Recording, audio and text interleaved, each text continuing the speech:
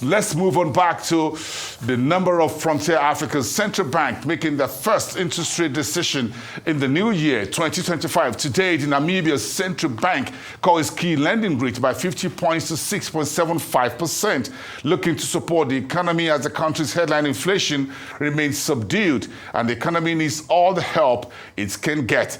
Here is an excerpt from the post-MPC decisions briefing by the governor. Take a listen.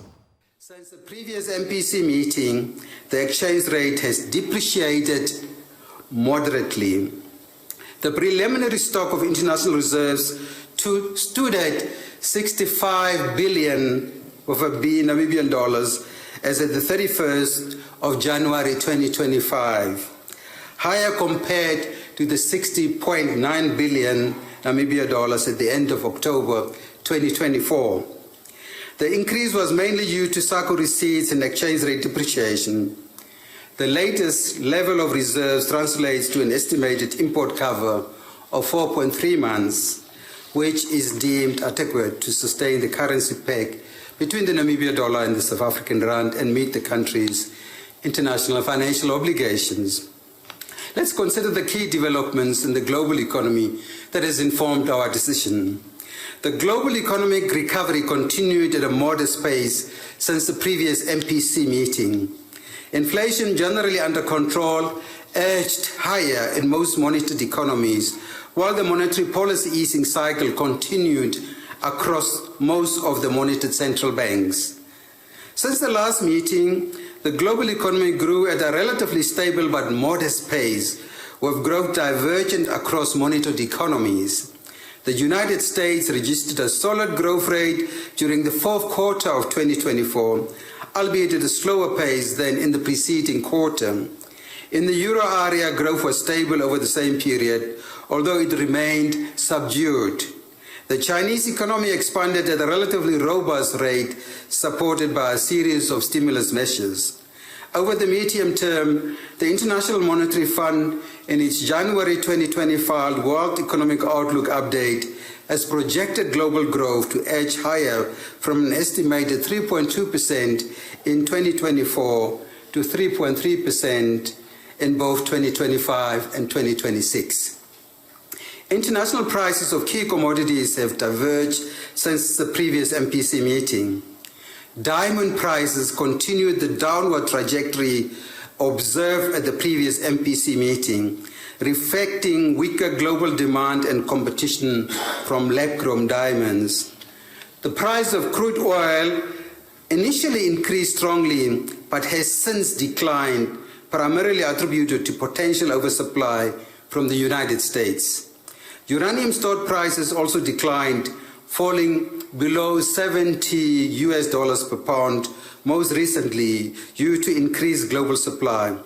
Moreover, zinc prices exhibited a downward trend, mainly attributable to slowing demand from China. Conversely, the gold price edged higher since the last MPC meeting, driven by safe haven demand. Similarly, copper prices rose owing to concerns regarding tightening supply.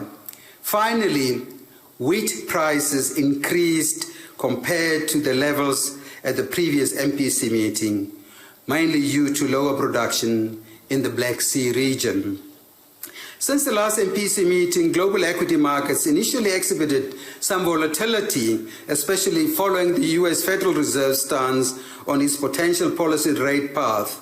However, markets subsequently rallied, supported by increased investor confidence, strong earnings, and robust economic data from the United States.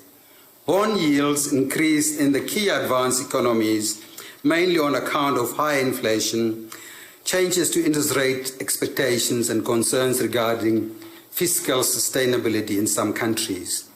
Conversely, bond yields in some of the monitored emerging markets and developing economies declined, consistent with reasonably contained inflation and easing monetary policy.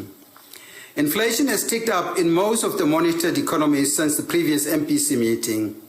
Consumer prices edged higher in all the key advanced economies, most notably in Japan and the euro area.